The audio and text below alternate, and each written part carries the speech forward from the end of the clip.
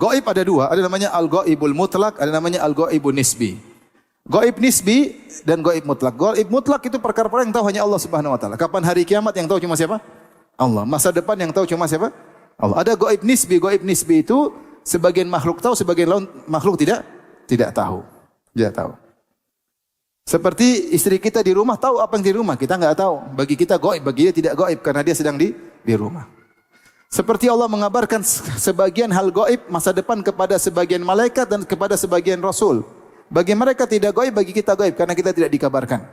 Allah mengatakan alimul ghaibi fala yudhiru ala ghaibihi ahada illa man irtadha mir rasulin. Allah tahu ilmu gaib dan Allah tidak mengabarkan kecuali kepada para rasul yang Allah ridhai. Itu sebagian malaikat dan sebagian rasul.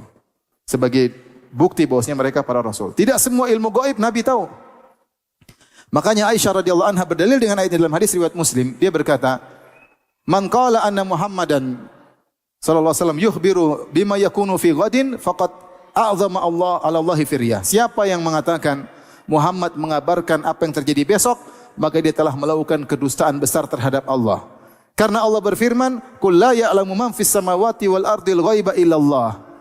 Katakanlah tidak ada di langit dan di bumi yang tahu tentang al-ghaib kecuali cuma siapa? Allah. Makanya ketika ada orang-orang memuji Nabi, mengatakan wa fina nabiyyun ya'lamu ma fi ghadin, di tengah-tengah kita ada seorang nabi yang tahu hari esok, maka Nabi pun marah karena Nabi tidak tahu apa yang terjadi besok. Buktinya jangankan yang terjadi besok, istrinya waktu ketinggalan sehingga dituduh berzina dengan Sofwan bin Mu'attal As-Sulami, Rasulullah tidak tahu. Kisah namanya hadithatul ifk, orang-orang munafik nuduh Aisyah berzina dengan Sofwan. Nabi tidak tahu, padahal itu terjadi di zaman dia. Istrinya ketinggalan pulang telat sama Sofwan bin Mu'attal As-Sulami radhiyallahu anhu, dituduh Aisyah berzina. Nabi tidak tahu istrinya berzina atau tidak sampai turun ayat mengatakan Aisyah tidak berzina. Saking Nabi tidak tahu, sampai Nabi datang kepada Aisyah. Kata Rasulullah, "Ya Aisyah, in kunti alamti bidzambin." Ya Aisyah, kalau memang kau berdosa, minta ampunlah, Allah akan ampuni engkau. Tapi kalau kau tidak berdosa, maka fasayubarri'ukillah. Allah akan bebaskan engkau dari tuduhan tersebut. Ketika mendengar pernyataan Nabi tersebut, Aisyah tadinya menangis berhenti. Maka dia tidak menyangka suaminya masih kasih kemungkinan kalau memang kau berdosa. Dia maunya Nabi mengatakan, kau pasti tidak begitu wahai istriku. Tapi Nabi tidak mau mendahului Allah. Nabi tidak tahu hakikat. Makanya Nabi mengatakan kepada istrinya, Aisyah nangis berhari-hari tidak berhenti. Sampai akhirnya di penghujung setelah sebulan, Nabi datang kepada Aisyah. Aisyah lagi di rumah ayah dan ibunya. Nabi berkata, perkata ini membuat Aisyah sedih sehingga dia berhenti menangis.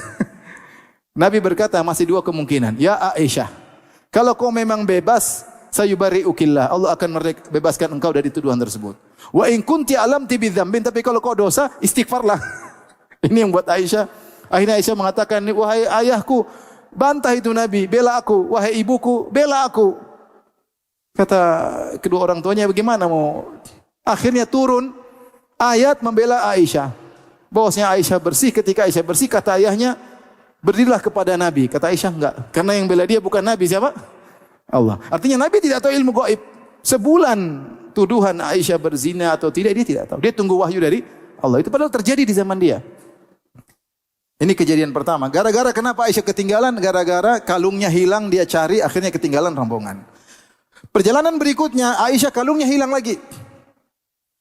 Kali ini Aisyah tidak cari sendiri, dia kasih tahu Nabi, ya Nabi kalung saya hilang ya. Karena kalau dia cari sendiri nanti ketinggalan lagi.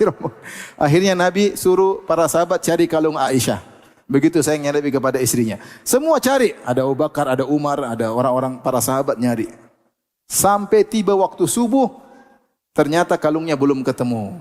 Akhirnya sebagian orang bingung, ya Rasulullah waktu subuh ada yang belum, ada yang junub, ada yang tidak berwudu, gimana mau sholat?